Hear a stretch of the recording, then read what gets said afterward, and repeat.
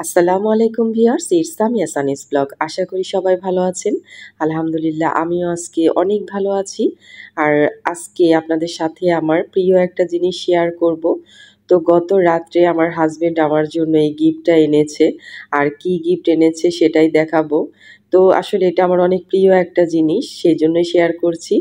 আর এটা ছিল মাটির একটা ডিশ। তো এরকম ২ টা ডিশ সে আমার জন্য এনেছে আড়ং থেকে। আর এটা আসলে আমার অনেক প্রিয় একটা জিনিস। আমার খুব শখ যে মাটির একটা ডিনার সেট হবে আমার। তো যাই হোক, এরকম টুকিটাকি করে আমি অনেক সময় কিনে আনি মার্কেট থেকে।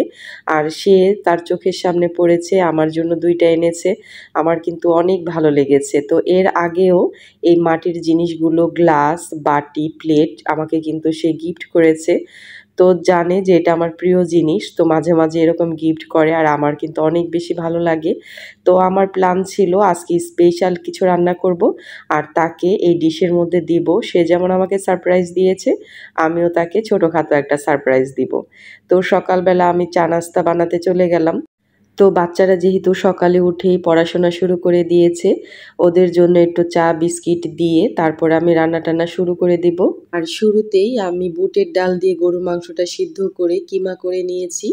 আর তারপর এটার মধ্যে পেঁয়াজ, কাঁচামরিচ দিয়েছি, কিছুটা পুদিনা পাতা, একটা ডিম আর দিয়েছি কাবাব মসলা। তো খুব সামান্য মশলা দিয়েই আমি একটা কাবাবের জন্য রেডি করে নেব। আর আমার মনে হয় কাবাবটা যত কম মশলায় রেডি করা হয় তাতে করেই কিন্তু এটার ফ্লেভার, টেস্ট এবং জুসিনেসটা ভালো থাকে। তো আমি খুব সিম্পলভাবেই করে নেব। তো এইটা এভাবে মাখিয়ে নিয়ে আমি ফ্রিজে রেখে দিব নরমাল টেম্পারেচারে। আর এটার মধ্যে কিন্তু বিস্কিটের গুঁড়া আর অন্য কিছুই লাগবে না।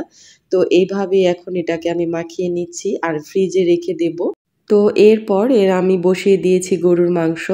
আর আজকে আমি রান্না করছি উত্তরবঙ্গের স্পেশাল একটা রান্না। আস্ত রসুন দিয়ে বাটা মশলায় একটা গরুর মাংস রান্না করছি। আর এই রান্নাটা স্পেশালি আমার হাজবেন্ড অনেক বেশি পছন্দ করে।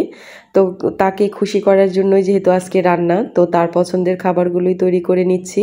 তো মাংসটা প্রায় যখন কষানো হয়ে যাবে এই অবস্থায় আমি রসুন দিয়ে দিলাম। আর ঢাকনা দিয়ে ঢেকে আমি আরও ১৫ থেকে ২০ মিনিট এটা রান্না করেছি। তো রান্নাটা প্রায় হয়ে গেছে। আর মাংসের উপরে দেওয়ার জন্য আমি জিরাটা ভেজে নিচ্ছি। এটার ফ্লেভারটা কিন্তু অনেক বেশি ভালো আসে। বিশেষ করে যখন সাথে, সাথে এটা টেলে নেওয়া হয়, এটার ফ্লেভারটা অনেক বেশি স্ট্রং আসে। তো এরপর আমি খিচুড়িটাও রান্না করে নিচ্ছি। আর এটা রান্না করছি আজকে আমি পোলাও চাল দিয়ে। আর সাথে দিয়েছি মুগ ডাল এবং মসুরির ডাল। ২-৩ ধরনের ডাল মিক্স করলে কিন্তু খিচুড়ির টেস্ট অনেক বেশি ভালো আসে। আমি আজকে ২ আইটেমেরটা মিক্স করেছি।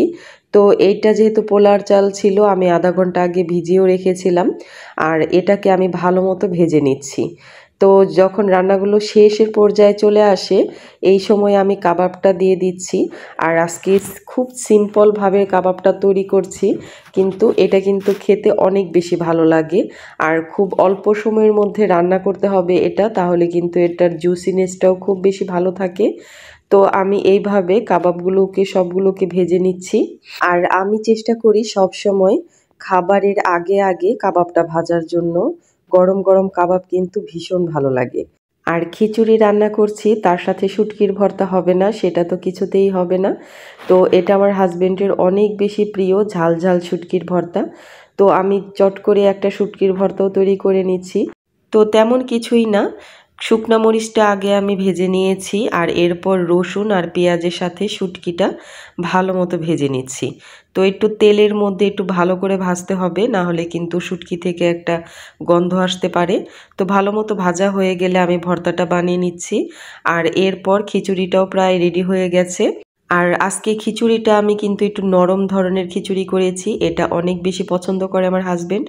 তো আমি এখন সার্ভ করে দিচ্ছি। আর এইভাবে আসলে প্রিয়জনের জন্য একটা রান্না করতেও কিন্তু ভীষণ ভালো লাগে। আর সবগুলো ছিল তার প্রিয় আইটেম। তো ভিডিওটি কেমন লাগলো অবশ্যই কমেন্ট করে জানাবেন। যদি ভালো লেগে থাকে আমার পেজটাকে ফলো দিয়ে সাথেই থাকবেন। আল্লাহ হাফেজ।